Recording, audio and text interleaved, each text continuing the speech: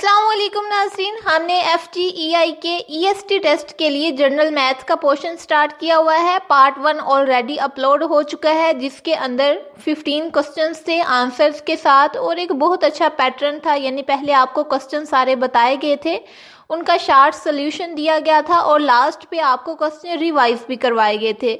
लेकिन आज की वीडियो में हम क्वेश्चन नंबर 16 से स्टार्ट करेंगे कि जनरल मैथ के अंदर कौन से रिपीटेड क्वेश्चंस हैं, इंपॉर्टेंट क्वेश्चंस हैं।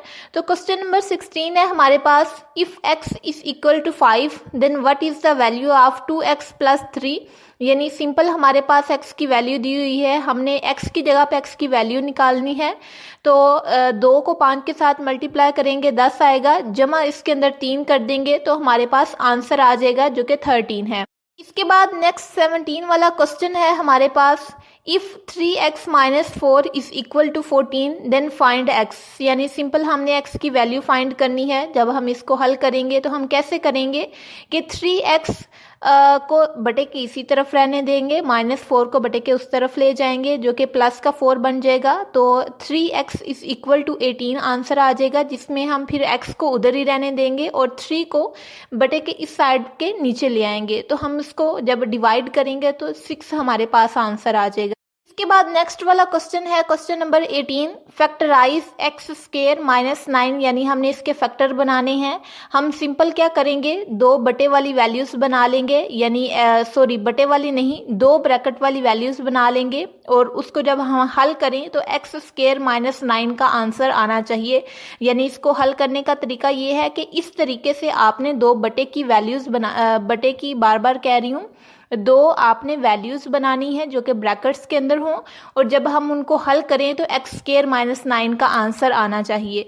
तो हमारे पास ये है x माइनस 3 और x प्लस 3। जब हम इसको हल करते हैं तो एक्स स्क्वायर माइनस 9 बनता है, तो इसको हम कहते हैं फैक्टराइजेशन।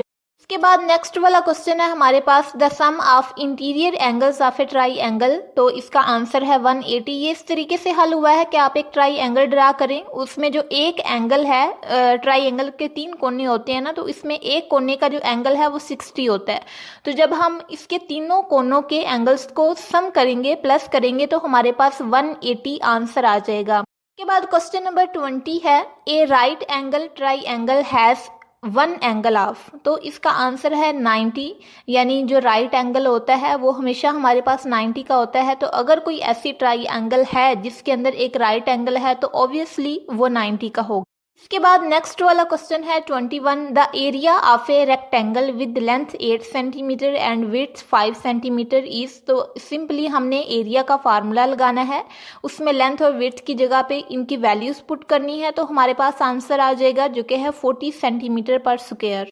अगर मैं आपको हल करने के लिए फार्मूला बताऊं तो एरिया इस इक्वल होता है लेंथ मल्टीप्लाई विड्थ। तो हमने दोनों की वैल्यूज लगानी है। जब हम वैल्यू लगाएंगे तो सेंटीमीटर, एक तो दोनों के साथ सेंटीमीटर है तो ये सेंटीमीटर स्क्वायर बन जाएगा और 8 को 5 से मल्टीप्लाई करें तो 40 आता है। इस तरीके से ये हमारा क्वेश्चन हल हो जाता है। के बाद नेक्स्ट क्वेश्चन नंबर 22 है, the circumference of a circle with radius 7 centimetre is. तो सर्कमफेरेंस हम बोलते हैं, जो सर्कल है ना हमारे पास, उसकी जो पूरी की पूरी लाइन है, बाउंड्री है, उसको हम कहते हैं कि ये सर्कल का सर्कमफेरेंस है। तो आपने इसका फार्मूला निकालना है गूगल से। इसके बाद आपने उसके अंदर वैल्यूज पुट करनी है। रेडियस की आप वैल्यू पुट करेंगे 7 सेंटीमीटर, तो आपके पास आंसर आ जाएगा 28 पाई सेंटीमीटर। के बाद नेक्स्ट क्वेश्चन नंबर 23 है, a train travel to 40 kilometre in 4 hours then what is its speed. तो स्पीड का हम फार्मूला लगाएंगे। अगर हम सिंपल फार्मूला देखें तो वो होता है distance is equal to speed multiply time. तो हमारे पास क्योंकि स्पीड मालूम करनी है तो हम स्पीड लिखेंगे is equal to distance over time. तो डिस्टेंस कितना है 240 किलोमीटर, टाइम कितना है 4 आवर्स। तो हम क्या करेंगे, इनको डिवाइड करेंगे। जब डिवाइड कर देंगे तो हमारे पास आंसर 60 किलोमीटर पर आवर आ जाएगा। यानी कि आपने 240 किलोमीटर के को बटे के ऊपर लिखा, उसके नीचे आपने 4 घंटे लिखा। तो जब आप इसको डिवाइड करते हैं तो 4 6 24 होता है, 6 लगा और फिर 0 साथ में आ गई। इस तरीके से 60 किलोमीटर पर आवर की स्पीड जो होगी हमारे पास इसका आंसर। बाद नेक्स्ट वाला क्वेश्चन भी स्पीड से रिलेटेड है। If A car travel 120 kilometre in 3 hours what is it's average speed. तो सेम हमने पीछे वाले फार्मूले को लगा के इस क्वेश्चन को हल करना है, तो हमारे पास आंसर 40 किलोमीटर पर आवर आ जाएगा। इसके बाद नेक्स्ट क्वेश्चन नंबर 25 है। If a man walks at 5 kilometre per hour how long he will take to cover 20 kilometre. यानी एक बंदा है जो 1 घंटे में 5 किलोमीटर का सफ़र तय करता है, तो वो 20 किलोमीटर का डिस्टेंस कवर करने के लिए कितना टाइम लेगा। तो सिंपली हमने ये देख लेना है कि 1 किलोमीटर का सफ़र कितने टाइम में हो रहा है। अगर 5 किलोमीटर का जो सफ़र है वो 60 मिनट के अंदर हो रहा है। इसके बाद नेक्स्ट क्वेश्चन नंबर 25 है। If a man walks at 5 kilometre per hour how long will he take to cover 20 kilometre. यानी 5 किलोमीटर का सफ़र तय होता है 1 घंटे में, तो 20 किलोमीटर का कितने टाइम में होगा। अगर 1 घंटे में 5 किलोमीटर है तो 2 घंटे में 10 किलोमीटर होगा। इसी तरह 4 घंटे के अंदर 20 किलोमीटर होगा। तो इसका सही वाला आंसर 4 आवर्स है। यहाँ पे 5 लगा हुआ है जो कि गलत है। आप लोगों ने इसको सही तरीके से याद कर लेना है। नेक्स्ट क्वेश्चन नंबर 26 है। सेम क्वेश्चन है, यानी सेम फार्मूले वाला क्वेश्चन है। एक कार है जो कि 240 किलोमीटर का सफ़र तय करती है 6 घंटे में, तो इसकी स्पीड क्या होगी। हमने सिंपली इसको डिवाइड करना है, तो 40 किलोमीटर पर आवर हमारे पास आंसर आ जाएगा। इसके बाद नेक्स्ट वाला क्वेश्चन है question number 27। A train running at 90 kilometre per hour crosses a 450 metre bridge in. यानी एक ट्रेन है, उसकी स्पीड है 90 किलोमीटर पर आवर, यानी वो 1 घंटे के अंदर 90 किलोमीटर का सफ़र तय करती है। तो उसने 450 मीटर का ब्रिज क्रॉस किया है, तो उसके लिए उसको कितना टाइम लगेगा। ये क्वेश्चन आपकी असाइनमेंट है, आपने इसको हल करके कमेंट में इसका आंसर ज़रूर देना है।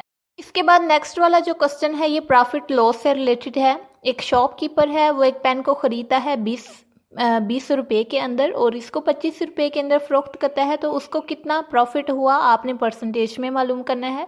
सिंपल आप परसेंटेज का फार्मूला लगाएंगे और आपके पास आंसर 25% आ जाएगा।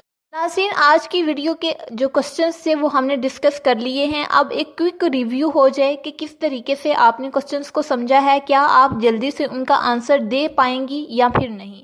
तो सबसे पहले क्वेश्चन नंबर 16 है। इसका ये बगैर आंसर के आपके पास क्वेश्चन है, जल्दी से आप इसको देख के तो आंसर लगाने की कोशिश करें। x की वैल्यू 5 है तो 2x + 3 की वैल्यू क्या होगी। इसी तरह जो बाकी सारे क्वेश्चंस हैं वो मैं आपको 1 बाय 1 करके दिखा देती हूँ। थोड़े थोड़े टाइम इंटरवल पे आप उनको हल करें और देख के बताएं कि आपको क्या इनके आंसर जल्दी में देने आ रहे हैं या नहीं, क्योंकि पहले आपने इनको अच्छे से समझ लिया है, एक दफ़ा आपने गो थ्रू कर लिया है। अब आपके पास टाइम ही इतना है कि आप इन चीज़ों को गो थ्रू कर सकें।